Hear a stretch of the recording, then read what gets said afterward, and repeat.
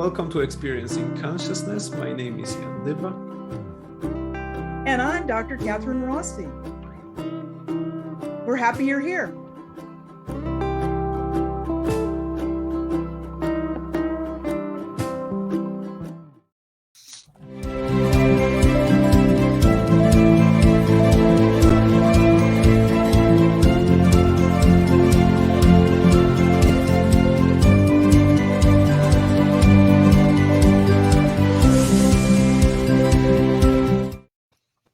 Okay, I think we've done it for the third time in a row.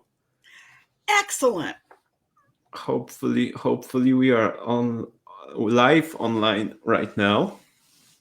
And I'll just gonna say to all the people that are or will be watching us that they can leave their comments below in the post, and we're gonna see them. And if you have any questions, don't hesitate to ask them. Isn't that right? Absolutely. In fact, this whole session is to answer people's questions. They had questions about conscious and unconscious processing. Exactly. We had few questions about conscious and unconscious processing, about what is the unconscious and conscious mind, how and when it was discovered, and how it emerged, and generally a lot of questions about the nature of unconscious. So we decided to put all of that together into this session and have a good long conversation about conscious and unconscious structures. Isn't that right?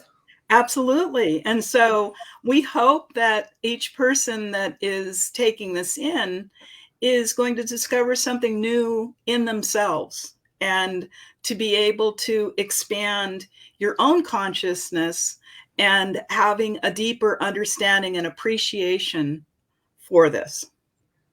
Exactly. So how to start that discussion? What is conscious and unconscious mind? Where would you like to start? Well, one of the questions was, where did it start? And, what is the origin of it? And I've been thinking about this. So when you go to the person that made I'm going to go with the unconscious before conscious, that the person who brought the term unconscious to be popular in really our realm was Freud, but he didn't make it up. It was just something that he noticed on a psychological level. But when you go back in time, I mean, they talk about Kant and they talk about Descartes and things like this. However, if you really want to understand where did this consciousness and unconscious concept come from, you've got to go to the ancient world, because this has been around since the beginning of time. And so I decided to, make a little foray into what do the Buddhists say? What do the Hindus say? And probably the most expanded one comes from Buddhism, and that the ultimate consciousness, the fundamental consciousness, is underneath the pure consciousness. The Buddha consciousness is called alaya. And then there's the how do you get to that? And so it begins with the senses. That's really the kind of like the first 5 levels are the 5 senses.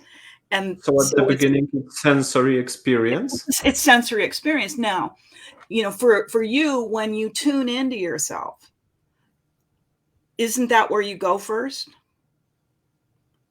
How do I sense it? How do I, particularly when we're talking about the unconscious? And so we as humans, and this is also true when you think about how we operate on a gene expression level, that you have a sensation that then stimulates, cascades of genes to turn on and off, that turn on neurotransmitters and proteins and things like that, that create the proteins that then change the structure of the cell and the receptors. And so it begins with the perception. And this is also really, when you start to get into the depth work in psychotherapy, it's with perception. It's not with memories and words. It goes to a different level. And so the perceptions lead to the conscious mind, according to this Buddhist thinking, that I really enjoy that.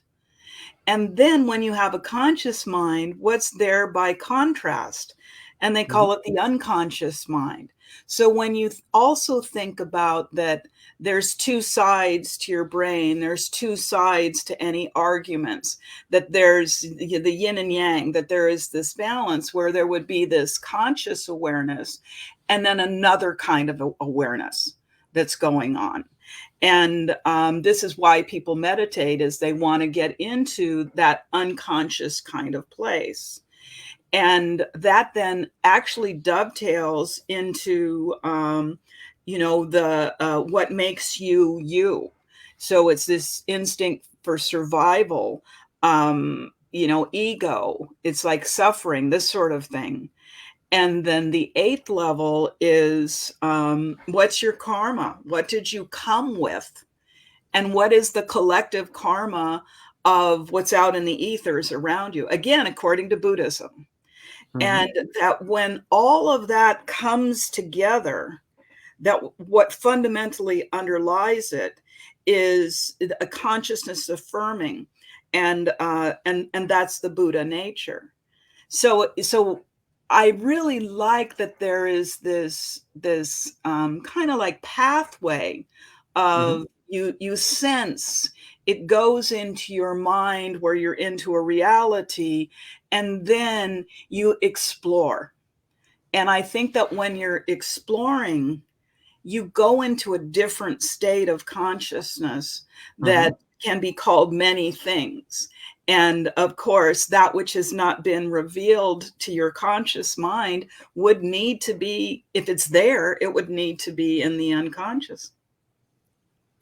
So, referring to the Buddhist philosophy, if we have the conscious and unconscious mind in that philosophy, then I need to ask that question. Then all the practices of meditation and everything else are focused mainly on conscious mind, on unconscious mind, on transmitting some messages in between those two, or is it like, how does it operate?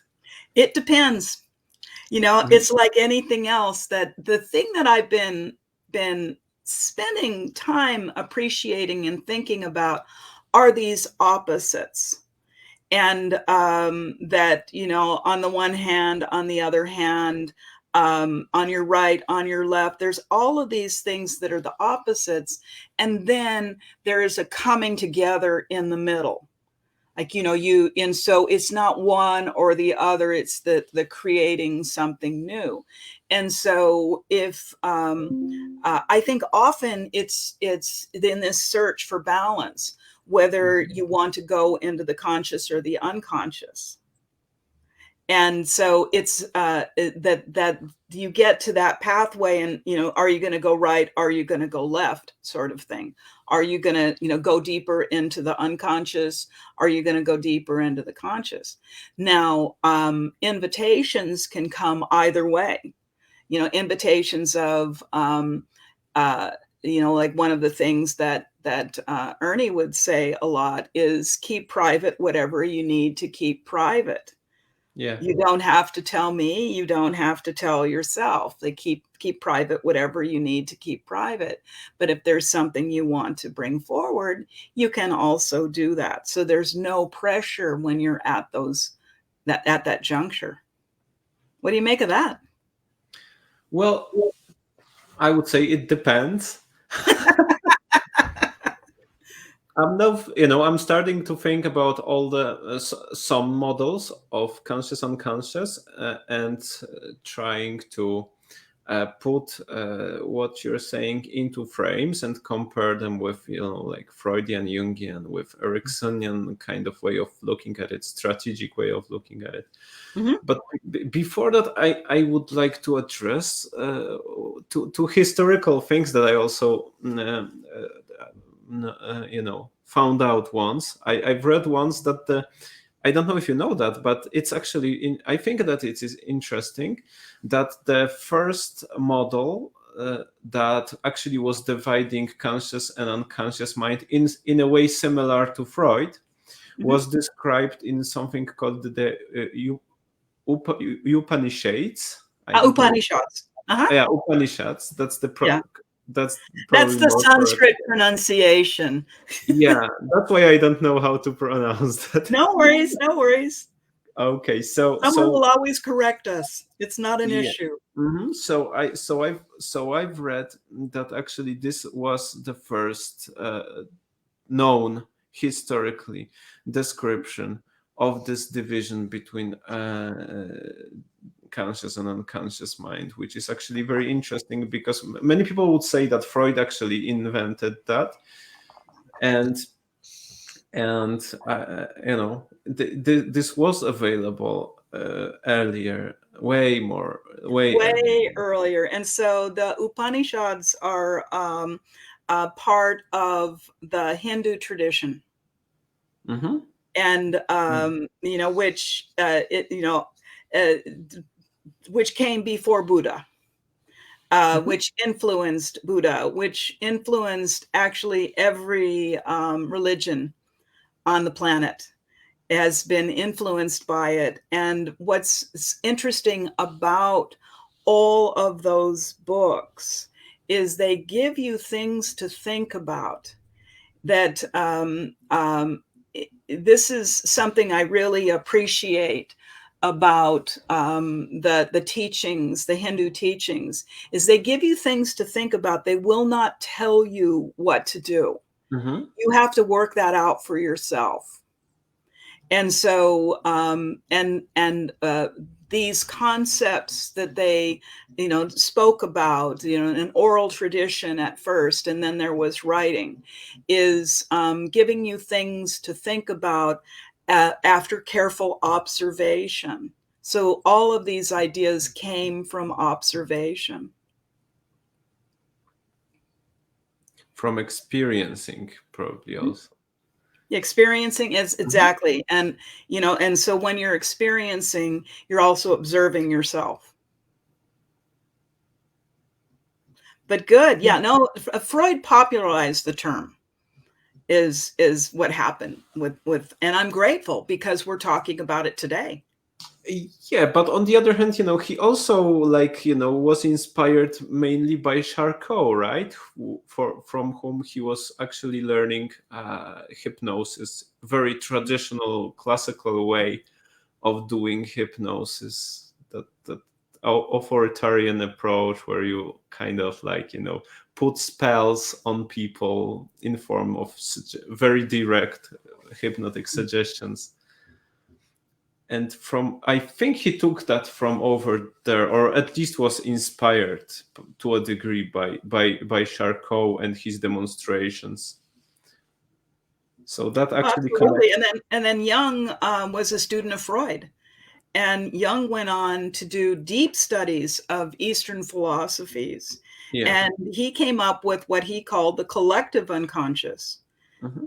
And so he took the idea a little bit farther, which is that which is even outside of your body. That there's something that now we know about, mirror neurons, and so we don't have to speak of it in terms of energies and whatnot. But there's something that happens whereas there is this inside-outside connection. I'll give you a challenge when it comes to Carl Gustav Jung. Because I went through many of his books and I really liked the way he was he was writing all those things, but I really liked him because to me he is a very dark, murky kind of and I like horror tales. I like Edgar Allan Poe, H.P. Lovecraft, things like that, uh, Ligottian stuff. So very dark kind of like poetry. And so Jung was, I would have associate Jung with that kind of, literature. And I know, I know what he was writing about because I got through all those things. However, in my mind, it was always like, I would say to people, yeah, I really like Carl Gustav Jung because this is like kind of dark fantasy kind of land. So I was never actually thinking about those theories in such a way as if they actually relate to a real life and real way how do people actually operate in the world, especially his later writings about alchemia and stuff like that. So my challenge to you, maybe that's not a challenge, but can you actually relate all those incredible, very imaginative concepts to way people actually function and, relate to the world? I can. Okay. So I was just looking up at my shelf, the on many, many, many years after Jung's death, that his drawings, his artwork in the Red Book were published, and a lot of mandalas. Some things are really like dark and detailed, and it was how he worked through his own psychological levels to come to peace. And he did that through, he had lots of names for things. So like the archetypes, and the archetypes really are the fantasies. They're, where mythology fits in, where when you're trying to explain something or to experience something, that you would do that potentially indirectly, to use more of an Ericksonian discovery.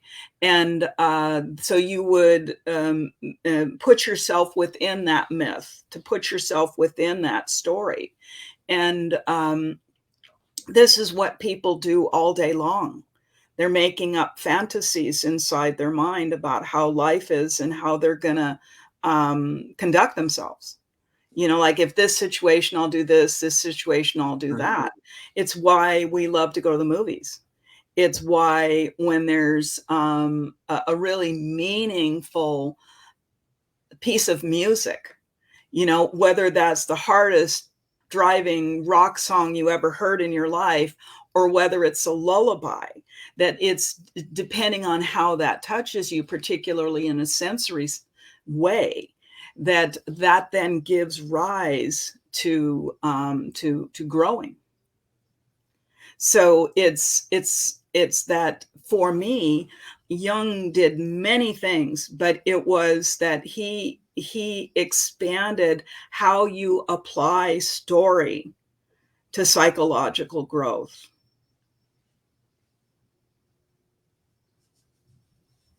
Other people might not say that, but you're asking me of how he made those applications. Yeah. And I was thinking of when we were going to do this, about one of my favorite Hindu creation stories. And it completely explains the conscious and the unconscious within this story. Would you like to hear it? Of course. So in the beginning, in Hinduism, there's many, many, many creation stories. This is just one of them. And I tell it in my way because it's the only way that I know how. And so in the beginning, it was completely dark. It was completely silent. And then a sound came. And the first sound that came was actually, Om.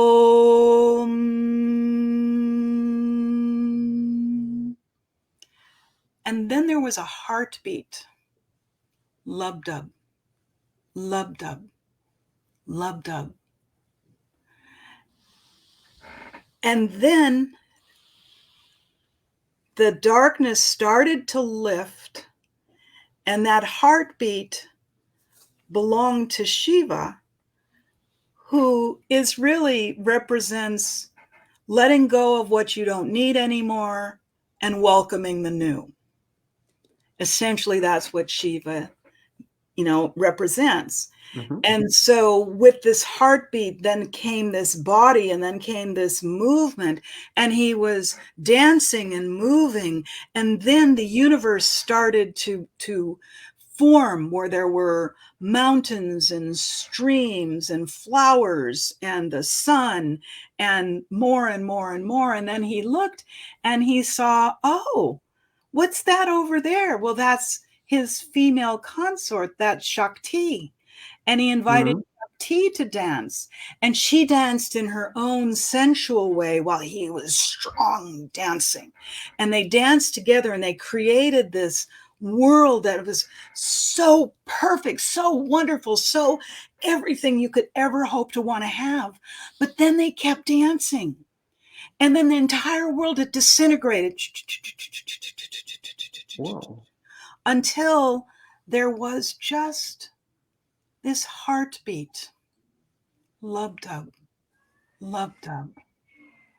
And then the sound of Om, and then complete darkness. And the next day they got up and they did it all over again.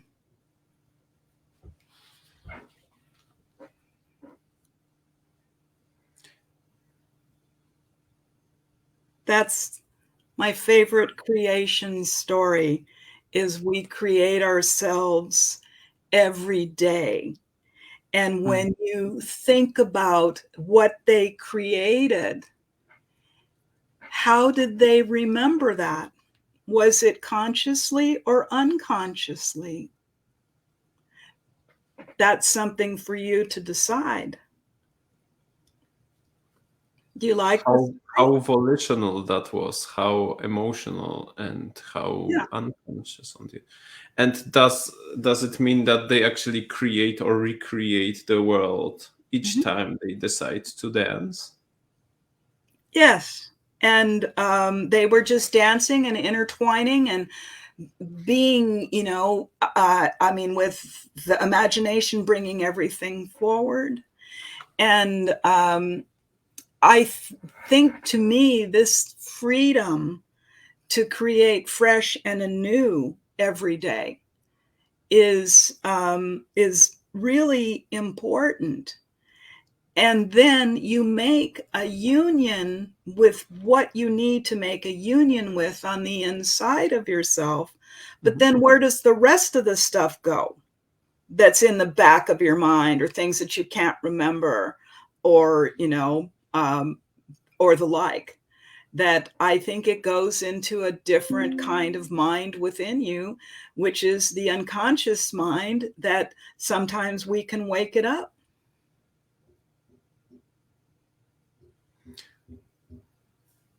Wake it up? Yeah. Well, when you are troubled, if Mhm. someone comes into therapy and they're really troubled, they're really confused, they're in a relationship that is not what they thought it was. It's not going well. They don't know why they're even in this relationship. They're really, really confused, and they don't know what got them there. They don't Mhm. know how to get out of it. We've all worked with people that are like this. And then we, in so many words or in so much experience, we help them to access something within their inner self. On a technical term, it's like inner resources is what we say. Mhm. But those inner resources, they may be declarative and linear, or they may be on the sensory perception level, or they may be on the unconscious level. But we're inviting something to come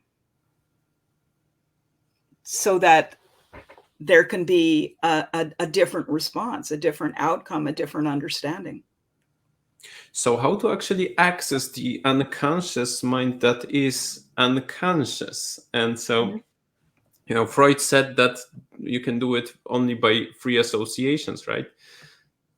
But now, do we have other means? Well, I think that brings me back to a fun story, is that when when Ernie, my husband, was he went to college on scholarships for pharmacy.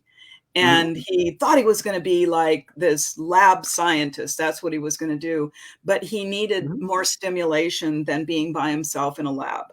And so he began to become interested in psychology from his, he'd read all the classics and whatnot. So he went to Freudian analysis for, I think, 2 years. I think he was in analysis. And when I first met him, he actually had an analyst couch at the house. And now I'm sorry I didn't say, oh, let's keep this thing, because, what a hoot to have an actual analyst couch. but, and he talked about the experience of that he'd go in, and his analyst would basically not say anything, and Ernie would free associate the whole time. Mhm. And, and it went like this. And not that he didn't learn things, because everything worked for Ernie, just like every therapy works for me. I'm really easy. But Mhm. what he found is that um, this free association brought things up, but there wasn't the integration, and he Mhm. really needed the integration. So then he went for Jungian therapy, and there was a lot of stories and a lot of integration that happened there. What do you mean by integration? What is the actual process? What does it mean to integrate in this context? I love the questions that you ask. And of course, I'm thinking, oh, I want to turn this question back on you. um, but, but what it means to me to integrate is that Uh-huh. you've really made sense of something, and that your sensory system is calm. Like, you're not searching with your eyes or your ears or Mhm. your touch or, your taste, that all of that is calm, because there's a level of understanding. Now, that level of understanding doesn't have to be with words. Sometimes there's just a knowing. Mhm. And so to me, an integration is when you feel peace, or a semblance of peace, you feel a sense of completion. So it's individual. Sense of completion. It sounds like going through all the creative process, like all four stages. So Mhm, you're after the insight, which generates some new content and ways of mhm, dealing with things or behavior or whatever, and then you also have some means of verifying that, like mhm, test it outside if it mhm. works. Yeah, Do I understand that correctly? absolutely. And so that's how you would see integration? So it's like the end of some process of working on a particular subject, Mhm, I would say. Okay. And yeah, and probably classical psychoanalysis doesn't have that because it's like constantly open, right? To well, at least that's what I think. I've never been in analysis, so I don't have the experience. Mhm. But the thing that I love about the whole idea of analysis Mhm. is that the patient is not interrupted. The patient is not told what to do, say, think, or feel. Mhm. They're literally having this free association in the support of another knowledgeable person there, Mhm. who is, taking notes, is appreciating the integration that is going on. So for those people that really want to be supported, but they very much want to um, uh, do it on their own. They don't want to be interfered with. They Mhm. don't want to be, have an interpretation, for instance. I think that this is the brilliance of Freudian analysis. Now, some analysts, will make interpretations and things like that. I'm not up with all the modern day ways that those go about, but I always want to be 100% supportive of every theory. It just depends on the person who's experiencing it, of what's right for them. Yeah, and on the need also, what does Mhm. someone particularly need in therapy to actually go further with the change? Yes, and I know, because Ernie said that the cost of his psychoanalysis at the time. Now, this would have been in the 1950s, I think.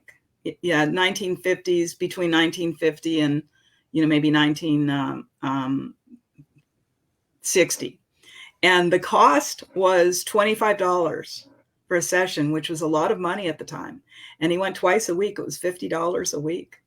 So I really admire that he did that. And then what happened for Ernie is that he wanted to know more about psychology. So he had to study, not letting anybody in the pharmacology schools know that he was doing this. He had to do it really secretly. Why? And because at the time, it's like, no, no, no, no, no. You're only doing one thing. You're doing pharmacy. You're not doing any kind of double duty. And so Ernie decided for his advanced degrees to pursue psychology. And but I think that it's his story of how he came to be the theorist and the therapist that he was so brilliant at. It was that there was a lot of space and time for him to integrate these things and to come to his own conclusions, which he did most frequently through writing. That he wrote because he wanted to understand. And that's he every book that he ever wrote, even the 16 volumes with Erickson, it was because he wanted to understand, and this was the way that he could understand these concepts. So he did so much integration for all of us, including Erickson. He helped Erickson to understand. Many people did. Ernie was not the only one. But for him to understand, well, this is how I see it. And just as you do with me, this is how I see it from this theory's perspective and that theory's perspective. He, as far as I remember, he almost got an ulcer while reading some of the J. Haley's writings and getting familiar with Erickson's work at first. Wasn't that true? And then Yes, I mean, it's really fantastic. I still have the book over here, that he was reading, the J. Haley book, that someone came into his office one day. Now, Ernie was really trained in Freudian analysis. He was trained in Jungian analysis, and he wrote a book that's now called Dreams, Consciousness, and Spirit, where he had one client, and this was her therapy, before therapy, during therapy, and after therapy, and her dreams, and her associations to the dreams. Doesn't that sound like respectful of Freudian thinking? And also it was just really bringing Freud and Jung together. And so he had all this going on in his mind. He was working with a client one day in his office, and the client pointed his finger at Ernie and said, "I know what you're doing. You're doing Erickson." And Ernie never heard of Erickson. So he said, "Who is Erickson?" So this client brought the J. Haley book to him. And Ernie got this book on a Friday, and he began reading this book. It was so fascinating to him. He continuously read until now. It's Sunday evening. He has continuously read, for close to 72 hours in a row.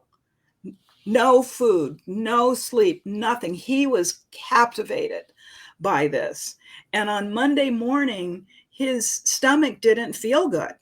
So he thought, well, I better go see a doctor. I really don't feel well. And the doctor looked at him and said, I don't know what you're doing, but stop it immediately. You're getting an ulcer. And so Ernie thought to himself, I now have a psychosomatic problem. I think I should go to Erickson to get help to heal my problem. And that's how it started. So, it started really with, when you think about it, that his perceptions were telling him that, he needed to do something different. And by the way, great story. Exactly, and we can bridge that with the unconscious, because since we are talking about Erickson and the work of Dr. Rossi with Erickson, well, Erickson actually ended, Erickson, and I think Dr. Rossi also, at least in Hypnotherapy and Exploratory Casebook, they saw the unconscious mind and the conscious mind and the relationship between one and another, I think in a totally different way than Freud did. I mean, at least that's my impression. Yes. Yes. That they did. And for Erickson, the unconscious mind was the point. That was the point of hypnotherapy. And that's not necessarily, as a lot of people practice today, it's not necessarily how they practice. But Erickson, the unconscious was always another personality in the room. And he wanted to invite the unconscious to come forward. And the reason why he would give many different ways to enter into an experience is that he wanted to give every opportunity for the unconscious mind to be stimulated, and that stimulated unconscious mind might then bring to consciousness more information that was buried within the person that would aid in their healing and in their understanding. And so it was always in the room, 100% of the time, in the way that Erickson worked. Even when he was really direct, he was speaking to both the conscious and the unconscious minds. Yeah, and he might seem very direct at times, but there was always this indirect element in it, right? Even in the direct commands, there was an implication that most of the times would go further than what was just said. He would use frequently words that had two meanings. He was very, very, very talented with words. I could say the word steak, for instance, and if you're hungry and if you like meat, you might be conjuring up the flavor of your favorite steak.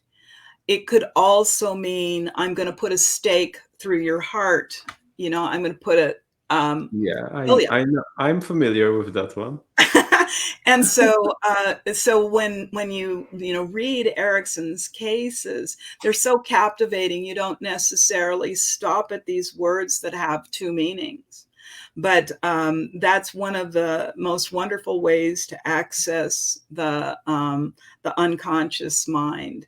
And he would say these words with more than one meaning. There might be 3 or 4 or 5 meanings within the word, even better. That it was very specific to get you out of your linear thinking and into tapping into something else. I'm now starting to think about all that in terms of, comparing Erickson's work and way of viewing unconsciousness with Freud's idea. And the line that I see that may not be accurate, but what I see is that Freud actually was like, I would say, passively approaching unconsciousness, and he would advise to get that content out of the unconscious to the conscious mind by ways of free associations. And when it comes to Erickson, and when you say about this indirect way of actually addressing things and so on, I'm thinking about the process that stands behind that, which is called the indirect associative focusing and indirect associative involvement.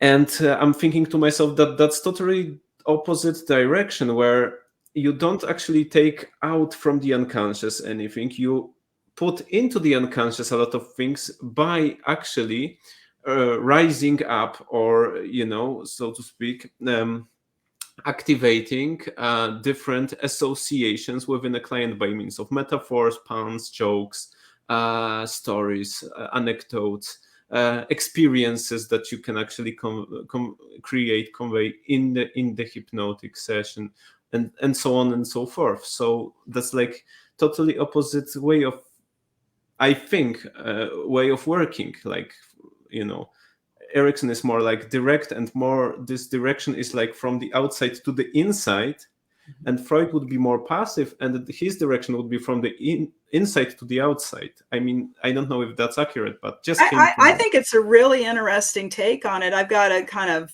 stay with it for a little bit. My initial feeling is that sounds right. But as you know, I'll always be like 100% honest with you. It's like, no, I got to think about this. But I think this is a potential of an amazing insight. And that what I've learned over my life is that often opposites work. And that when we think there's only one pathway, that's where we go wrong. Yeah. And yeah, and I mean, and of course, Freud talked a lot about resistance and this and that.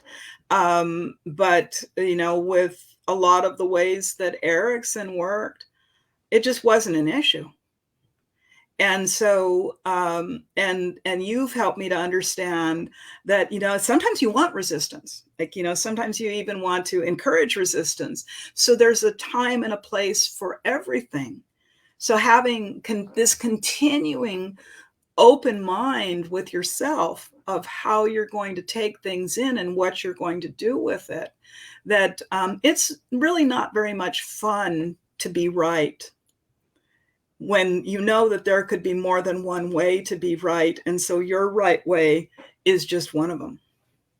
Yeah, and exactly which way is actually the right way, when it, since the brain is so complex and we still don't know much about it and how it actually works. And when if you go to current literature on the unconscious mind, for example, we actually still don't know where it actually is in the brain too much.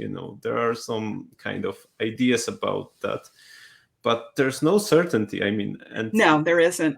And I love that when the brain was first studied, there was this thing in it called like white matter, like the gray matter. That was important. That we know about the gray matter. The white matter is like kind of, well, it's extraneous. We don't really need that. We don't know what it is. Now the white matter is pretty important. And what interests me most is the space in between. Like, what is happening in the space in between, where there's no, there's nothing. And in my imagination, total imagination, that's where consciousness lives, in the space in between. Well, like I say, imagination. Some people say that consciousness is actually a constant error in the calculations in between, in the activity in between the neurons, that it's like a kind of byproduct, because so many different kind of calculations go on within the brain, and so as a result of that, as a result of the errors in between and stuff like that, consciousness happens. I believe that, I don't know, but probably Daniel Dennett was one of the proponents of this idea that consciousness is not something that is actually located somewhere in the brain particularly, but is like an epiphenomenon of the overall activity that happens. It's like an inference, and because it's that you can have two people side by side that have the same experience theoretically, but they take it in differently.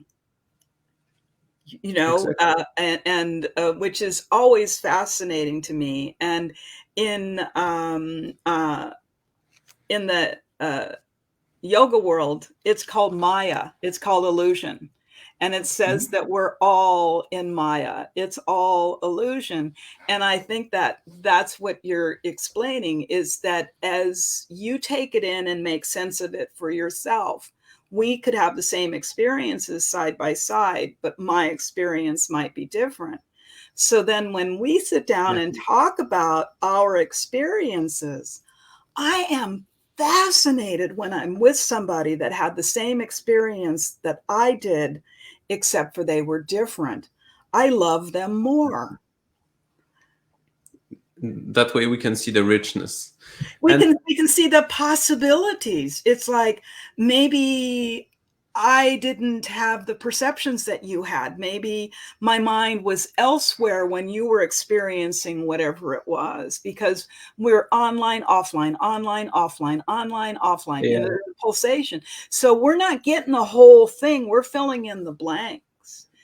Plus, everything that actually comes in through the senses is interpreted on many levels of the information transduction in the brain, right? And some of the definitions of unconsciousness, I don't know who said it, but it's that you take it all in, it goes someplace, but then you're just looking at or experiencing just a little bit of that. Now, I don't know if that's true, because, my goodness, like, we would have to have a brain, like, it was huge to be able to deal with all of that. But, I think this is our way of saying that there's a lot of ways to look at what is conscious, what is unconscious, and the inferences of how you deal with it. In some ways, I kind of have to apologize to our listeners, because we're constantly coming to the conclusion of it depends. Like, that we can't, like, say these definitive, okay, here is the protocol that you do to get this result. And but the other thing we will not do is bore you. At least we will try. Right.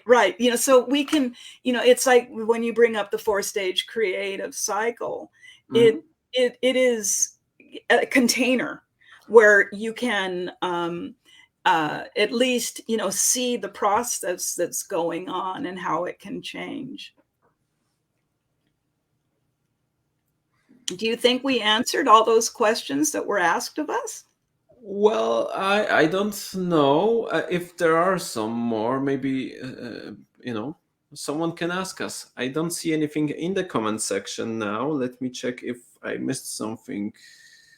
Well, because I think that the certain questions that were asked is really about the process.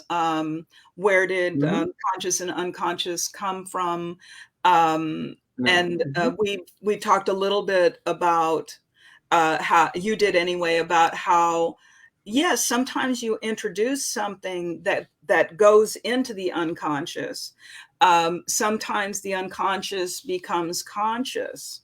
And but I remember one other question was, can you permanently change the system? Can you, like, permanently change something in the unconscious? And by one contact with it, or by rapid, right, by one contact. And so that's kind of an impossible question to answer. So I sort of want to just to acknowledge that. It's that how would you know? Yeah. If it's going into the unconscious, how would you know? Well, I think I may answer that Okay. by some indicators, like you want some change, you have your goal well defined, and by achieving the goal, Mhm. so you generally would not know how far did it go to the unconscious mind, but you would know by the results of the intervention. Okay. I don't know. I mean, that. I think that's the only way to actually be able to, at least to some degree, go and see if something works. Well, I love the idea that the conscious and unconscious, that the unconscious can grow, the unconscious can shrink as it becomes conscious. And so there is this kind of flexibility. I don't think that either stays stagnant. Mhm. And I do think on an experiential level, when you have overcome a really difficult problem, a really difficult psychological problem, and Mhm. you've really come to terms with it, I do believe that something structural actually changes. And it would make sense to me that that the unconscious would be reworked in that way. Mhm. But as you say, it really has to be done, understood in terms of uh, other elements, feeling peace, feeling Yeah. complete. So actually, we cannot actually measure how far or to what degree the change actually happened on the unconscious or conscious level. We can just measure the change by measurements. Right. In CBT they do it by scales. Mhm. Um, in the mind in mind body transformation therapy, we do it by asking a patient how we if, focus on the feeling or whatever we work with, and ask general question from 1 to 10, what's the intensity of your feeling, and Mhm. then we can see the alterations. So that, but is it possible to actually determine to what degree that was an unconscious or conscious change? I think that would be very difficult, at least with the measurements or tools that we have today and understanding of those processes. I just thought of a way. Okay, hit it. This is a possibility. So, Uh-huh. um, uh, Dr. David Cheek was wrote a book with Ernest Rossi called Mind Body Therapy.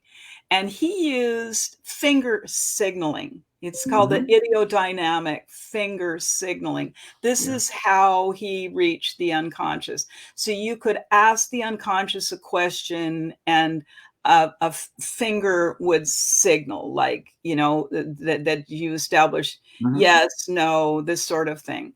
And that's just I'm just making it simple with one finger. So I think you could actually go in and ask the unconscious to give you that feedback if that structure had changed. Yes, that's true. However, I would have here one slight kind of comment on it. Um, mm, because I think that it was actually David Chick that was trying to utilize that in forensic psychology to actually, uh, take from to actually get from people the real information about things. And it was research that that people actually can lie in this state and do things not so do we actually have, even if it's an unconscious signal, because probably you can influence that and it will be conscious then, but even if it's unconscious, how certain can we be that your unconscious is actually telling the truth right now? I mean, that's another question. I don't know. Well, but isn't that great? That's the Yeah, point. the cool thing is that it is unconscious. So what does unconscious means? It means outside of our conscious awareness. So we Right. actually, it's something that we don't know. Cool thing that we can actually influence that, but measuring it, at least with nowadays equipment or whatever we possess, I think it's still impossible. Direct measuring of that. It's only Right. through some But it's kind of always going to be by inference. But I was thinking that'd be kind of fun. Like, and if you were to do that with a person, for instance, that was very interested in this, whatever response that they gave would be truth for them in the moment. That, when it comes to forensic things, that, one, uh, it would make sense that one would be protecting themselves, that their unconscious would protect them. And so that they would therefore potentially lie on an unconscious level. Yeah. But when you think about where it's just an interesting question to ask that doesn't have any other consequences than interest, that whether that would be more accurate or not. But we Exactly. experiment. Exactly, but doesn't it have any other consequences in a therapeutic relationship? I mean, sometimes it doesn't, but there are times where people actually try to, get a therapist's attention, or want to be liked or accepted by a therapist. So there's a lot of expectancy that can be, doesn't have to be, but can or It maybe can be. involved, and this. So I mean, this is all part of the therapeutic process. It's just, and it's very valuable and interesting, and the dynamics of the relationship and contact, incredible and incredibly interesting thing. It's just that, I mean, what I'm trying to say is that probably it influences uh, the factor of reliability of those signals to a degree unknown.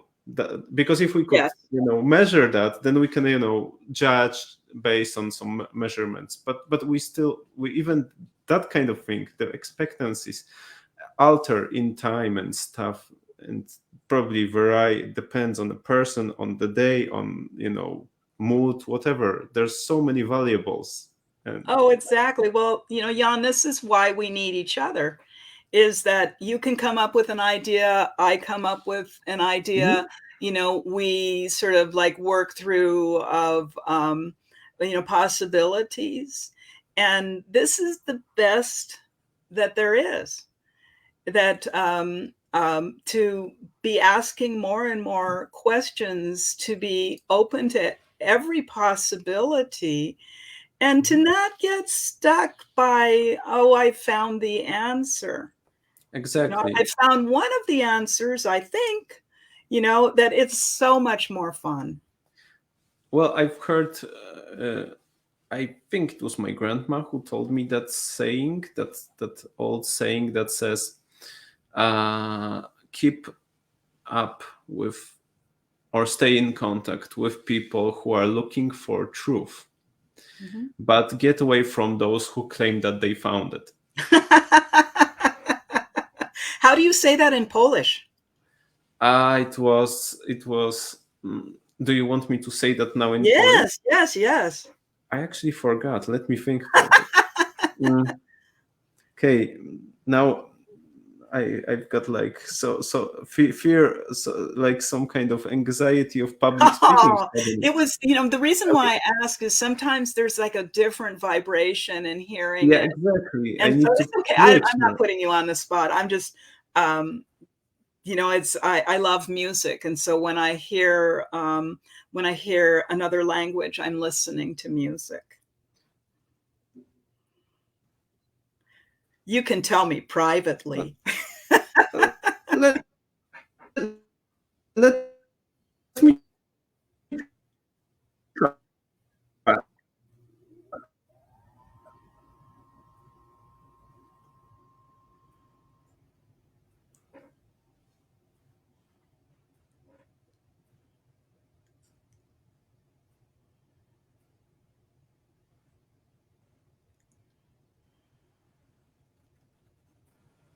Are you there? Yes, I think somehow all of a sudden your voice.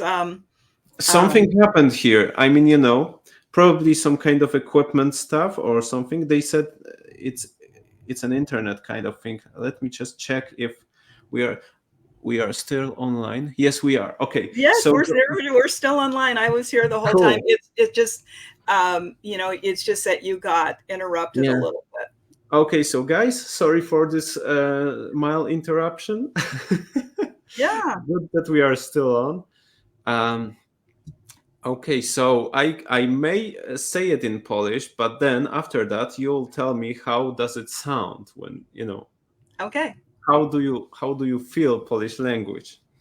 Um, so it was like, ready? Ready? Okay. Podążaj za ludźmi, którzy szukają prawdy, ale wystrzegaj się tych, którzy twierdzą, że ją znaleźli. Okay, that's it. How do you That's feel? beautiful. There's a softness to it. That the way that I receive it is actually, of course, you biased me, but I received that as a hug from your grandmother. Okay. Because it's a really good saying. Okay. I like it very, very much. So, what would you say if we finish this part or this meeting with a short summary of, because we know how Freud and Jung saw unconscious mind, and we were discussing a bit about how Erickson viewed it, but we don't actually said it. So, I would say, what I actually have two questions. Okay. One is in the end of this meeting that I think will wrap everything up and summarize everything. So, first one would be how actually Erickson viewed the unconscious mind, and the other was my observation that actually, if you go into the writings and books of Dr. Ernest Rossi, he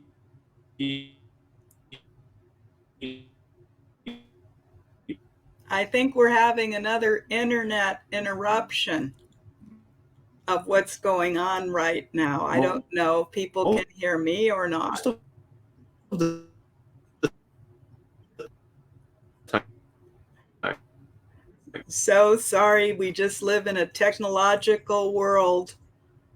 That's what we live in.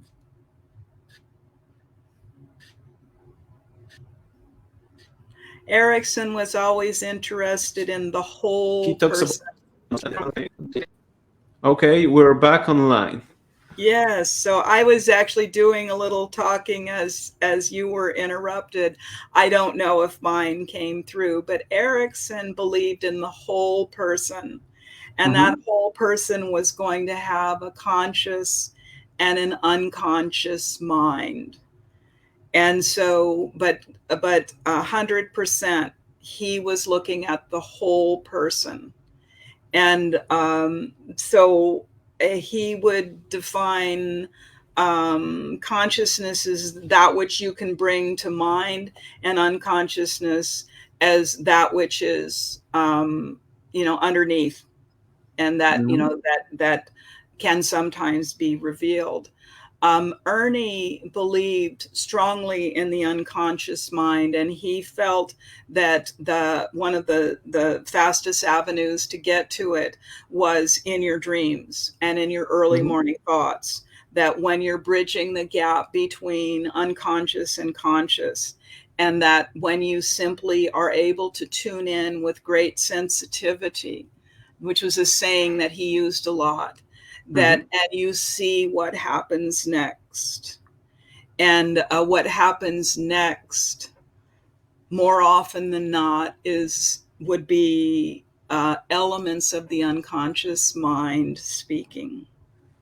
Did you experience that with him, Jan? Yeah, I mean, an experience of something like that, a feeling or a sense. It wasn't something very defined that I could say, okay, from that moment on, I feel like Right. unconscious. Yeah.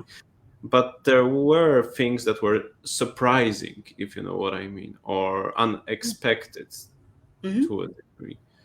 Absolutely. But I think that really does sum it up in is that and we talked about, Buddha consciousness. We talked about the Upanishads, the most ancient literature that's talking about consciousness. How Freud, made the term popular. So we're really grateful for that. How Jung stood on his teacher's shoulders and said, I think that it goes beyond the individual and into the collective. And then we've it's 100 years more, and we continue to discover what is consciousness for ourselves, and what's consciousness in others. And so my attitude is, let's just keep going. Let's just keep having this conversation.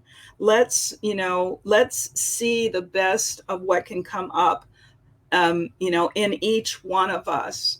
And that's what we share with the people that we love, these new discoveries. And particularly when you've had an experience that's been really painful, and all of a sudden you come to terms with either accepting that or understanding, or sometimes it's that I'm tired, I think I'm just going to move beyond this. And then when your body and mind will let you do that. And that to hug your unconscious, to appreciate your unconscious, will make itself conscious when you need it, more often than not. I like this. I like this as saying to